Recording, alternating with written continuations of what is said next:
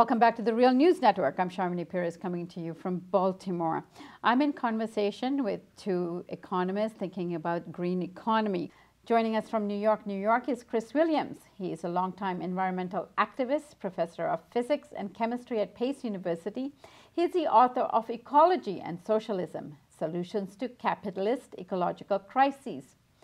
Also joining us from Amherst, Massachusetts is Robert Pollin. Pollin is professor of economics and founding co-director of the Political Economy Research Institute at the University of Massachusetts Amherst. He is the author of two forthcoming books, Green Growth and the Global Clean Energy Transformation. Thank you both for joining us. Thank you. So, Bob, what is the feasibility of, even if President Obama wanted to do some of what you are advising him to do, what is the feasibility that this would actually be able to get addressed by this administration? There are things that he can do that would be wildly popular and that are within his legal authority. One of them is a law that was passed in 2007, the Energy Security and Independence Act, which mandated that 75% of all the federal buildings in the United States, federally government-owned buildings, would be retrofitted to become to achieve 30% reduction in energy use, so that we would raise energy efficiency by 30%.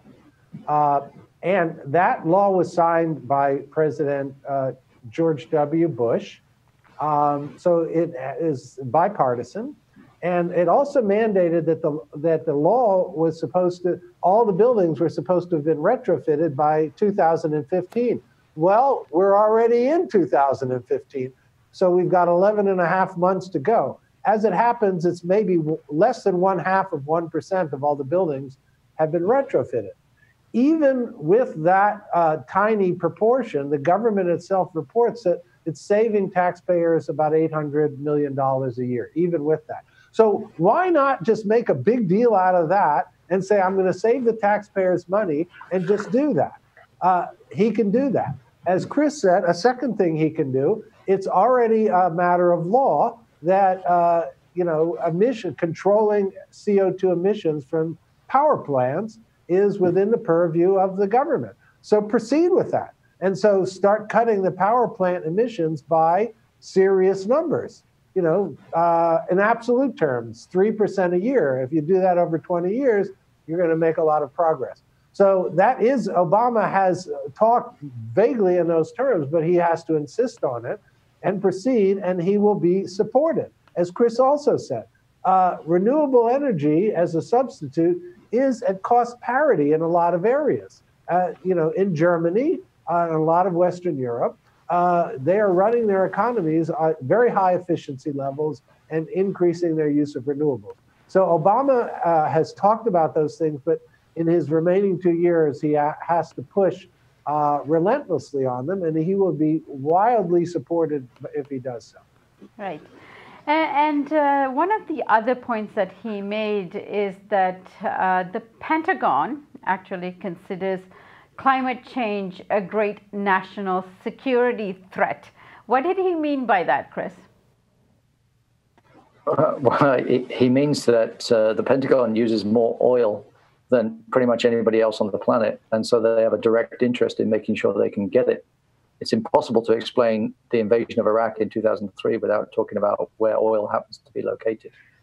So in one sense, it's also in Afghanistan, one of the major issues was logistics for the US Army, because they had to get oil to fuel the trucks and the tanks and the entire infrastructure of a modern army.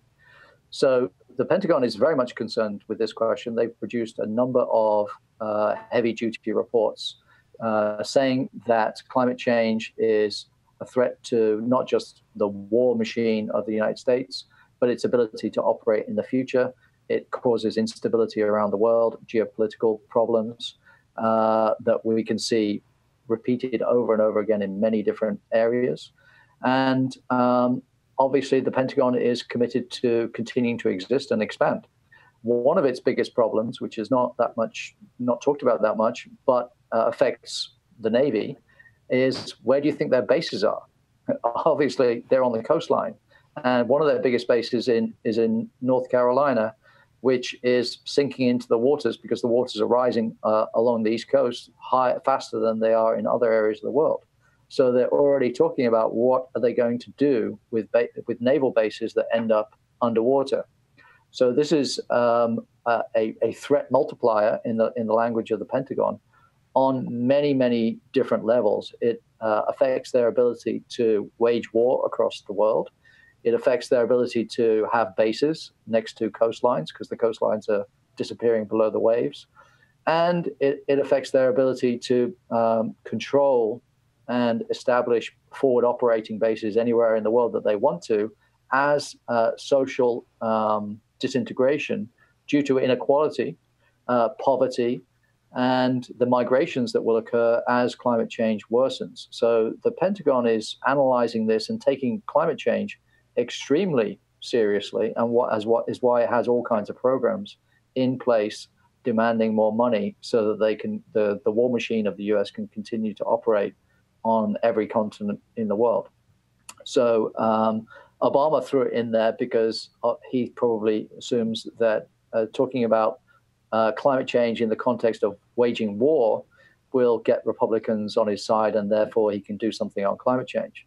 But frankly, I'm not really interested if we're going to weaponize climate change. I think we should be reducing the size of the Pentagon, not increasing it. And for example, the Pentagon gets $800 billion a year of taxpayer money. The amount of money that is supposed to be put into the Green Climate Fund for developing nations to transition away from fossil fuels is supposed to be $100 billion a year by 2020, and there's less than $10 billion in it. Nobody's pledged any money, hardly. And so we could take money away from the Pentagon and put it towards actually productive uses that don't involve killing people in more and more efficient ways that would protect not just people outside of the United States, but also people inside the United States by providing jobs and taking away the foreign policy impetus to generate all kinds of economic, social, political instability around the world. Right.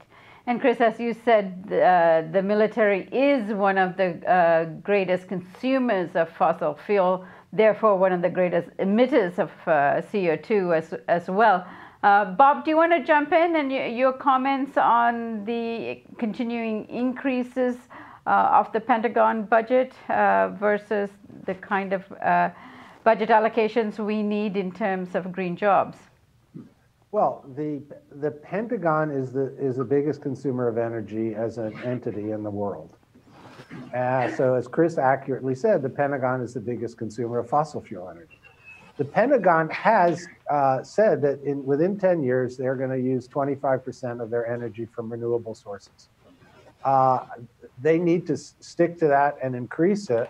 And ironically, that will be a major impetus, in my view, supporting the expansion of green energy. I'm not saying that the Pentagon is doing good things around the world or that we shouldn't have a smaller Pentagon budget. But if we look at an analogy here, an important analogy, the Pentagon, for better and for worse, is responsible for the development of the internet.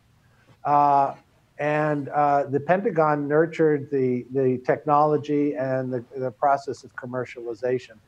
If the Pentagon is going to do anything positive here, this is something that they actually can do, is to themselves transform. Yes, obviously not be running the world and doing imperialist wars all over the place, but within the framework of transforming the Pentagon's own mission, if they actually stick to the idea of becoming 25% renewable within a decade and setting an example and nurturing a private sector initiatives in those areas, that will actually have a major positive effect. So I want to make sure that that happens and that the Pentagon at least sticks to that commitment. Yeah, and just one other thing briefly on the Pentagon question, because it's true that they have a plan to become more renewable, but that plan and the reason that they're doing it is to more effectively wage war. So because it's becoming difficult based on fossil fuels, they're going to move towards biofuels, which have their own negative consequences in terms of farming and food, and nuclear power, which we also know has enormous negative implications. And the objective of moving away from fossil fuels towards those kind of renewable energies is in order to prosecute more war. So I don't really think that the Pentagon is the answer. I also think that it illustrates if you give unlimited funds towards something, then you can do some amazing things. The question is, what is your objective? So there have been all kinds of things that have come from government that have been appropriated into the civilian sphere, but it illustrates that the state has enormous sway and has enormous amounts of money to put towards things more productive than expanding the war budget. Bob, do you want to respond to what Chris is saying? Yeah, I certainly wasn't suggesting that the Pentagon was a positive force in the global economy, but what I was saying was that, as I said, ironically, yes, as Chris said, the Pentagon has such enormous resources, including research and development, commercialization. If the Pentagon, for its own bad reasons, wants to develop renewable energy, they have the power to do so. And the fact that they're saying they want to do so is a positive development. Just in the sense that, the internet, I think we can agree, we wouldn't be having the Real News Network without the internet. It came out of the Pentagon. So it was the same bad circumstances created the internet, which enabled us to have a more democratic system of news dissemination, such as the Real News Network. So we have to build from that. Very good, gentlemen. Thank you both so much for joining us today. Thank you. Thanks very much. Okay. And thank you, Real Newsers, for joining us on the Real News Network.